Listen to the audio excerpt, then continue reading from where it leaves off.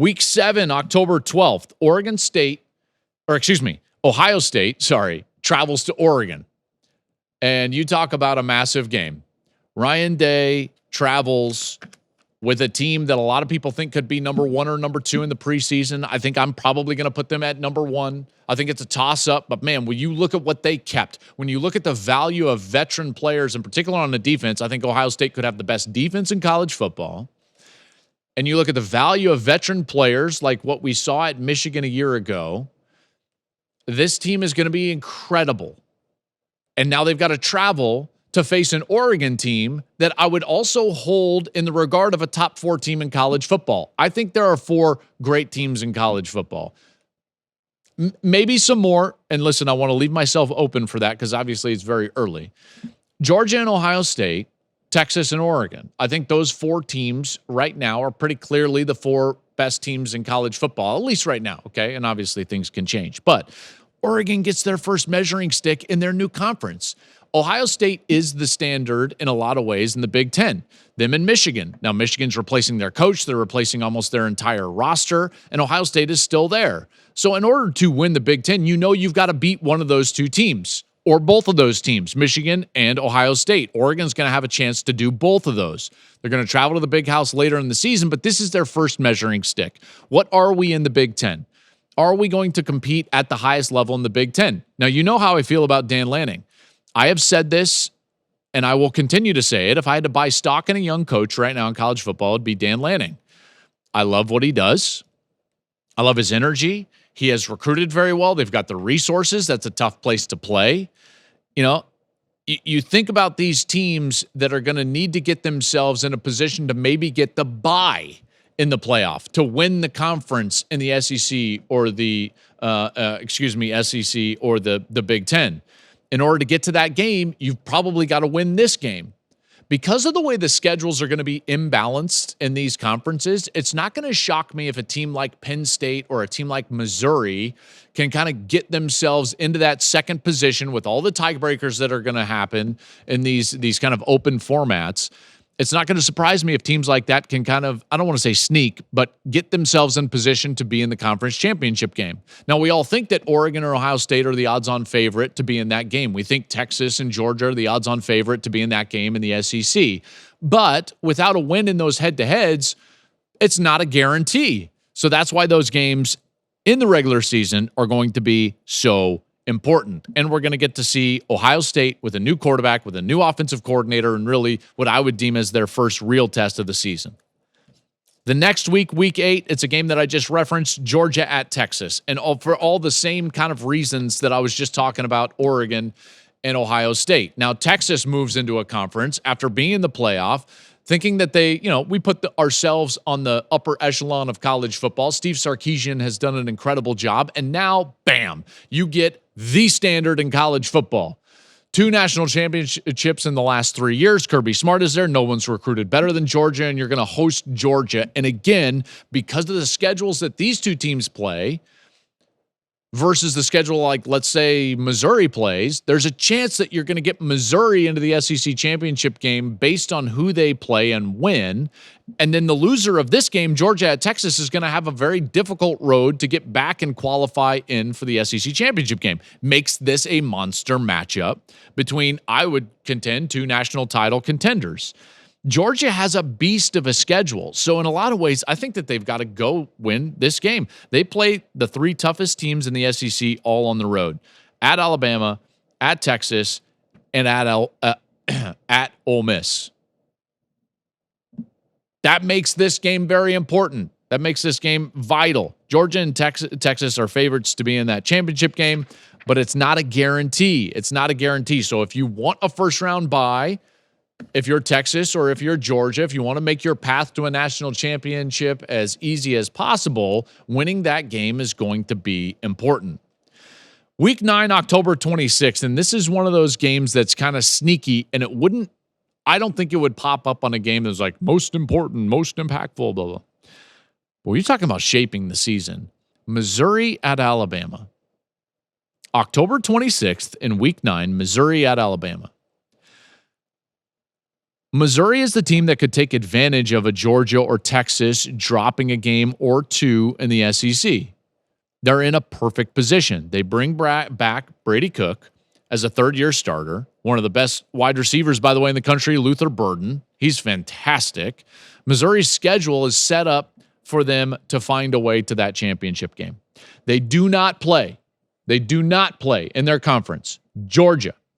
They do not play Texas. They do not play Ole Miss. They do not play LSU, and they do not play Tennessee. This is their toughest SEC game. If they can beat Alabama, they're going to be in Atlanta. So, like, wrap your minds around that. Like, we just think that it's like, oh, like Texas and Georgia and Ohio State, Oregon, maybe Ohio State, Michigan. There are teams that can spoil that, in particular with the way that these conference schedules are imbalanced. Again, I'm just going to say that again. Missouri, with a third-year starting quarterback, one of the best wide receivers in the country and coming off a really good year, do not play Georgia, do not play Texas, do not play Ole Miss, do not play LSU, and do not play Tennessee. They're going to be, you can get by, if they beat, like, let's say A&M in their fifth game, they should be 7-0 when they go to Tuscaloosa. I think they should beat Texas A&M.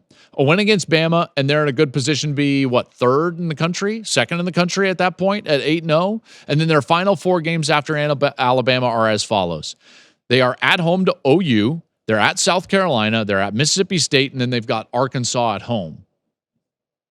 Folks, that is an incredibly manageable schedule, and that's why I think Missouri could be a sneaky team that gets to Atlanta, and that's why that game against Alabama is going to be so important. All right, Week 10, November 2nd, Ohio State at Penn State.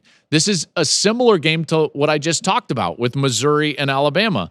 This has been the hurdle for Penn State, is trying to beat Ohio State and Michigan, to be fair. By the way, they don't play Michigan this year. So now they've got Ohio State. They've got them at home. I think it's one of the great home environments in all of college football. I really do.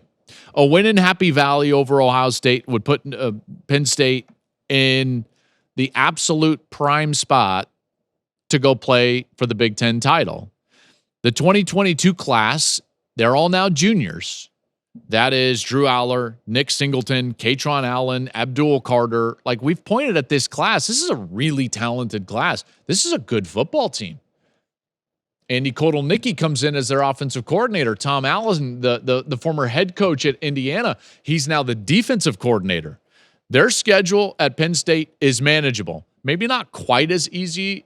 I don't want to say easy as Missouri's, but like Missouri's is the one that you look at their schedule and you're like, wow, that's crazy. And you can see the path. Penn State is similar, although not quite as smooth. They open with a really tricky game at West Virginia. By the way, that's going to be on Big Noon. That'll be a Fox game. Gus, Ginny, and I will be there. Big Noon kickoff will be there.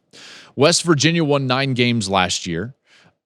3-game stretch that will go a long way in determining their season. Penn State, they're at USC, which that game looks totally different based on the first game that I talked about, LSU and USC, but they're at USC. They've got a bye week, then they're at Wisconsin, and then they're home to Ohio State. That 3-week stretch right there is going to tell you everything that you need to know about James Franklin and the Nittany Lions. And by the way, if Ohio State is just rolling through, if they're able to beat Oregon on the road, if they're able to beat Penn State on the road, then it's like, yep, that's a national title contender.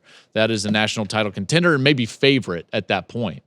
And then the last game that I would talk about, and you can't talk about games that shape college football without talking about this game, Week 13, November 30th. That's right. It's the game, Michigan at Ohio State. You just think of the ramifications, and this is the one that's similar to like Georgia and Alabama. It's like this game in so many ways is going to shape the sport for the foreseeable future. Like Alabama now trying to measure themselves against Georgia and Kirby Smart, now all of a sudden Ohio State is having to measure up against Michigan. Michigan is the one that has won the national championship and been 15-0. Michigan is the one that is 3-0 in the last 3 years against Ohio State. Michigan is the one that is the 3-time defending Big Ten champion. Ryan Day and the Buckeyes have to win this game. They're hosting this game. They've lost 3 straight, and they need it. They need it badly. And I think that their activity this offseason signals that. Ryan Day gave up play calling duties. He brings in Chip Kelly. He goes out, raises an incredible amount of money, and they retain a veteran roster, in particular on defense, and great players on the offensive side.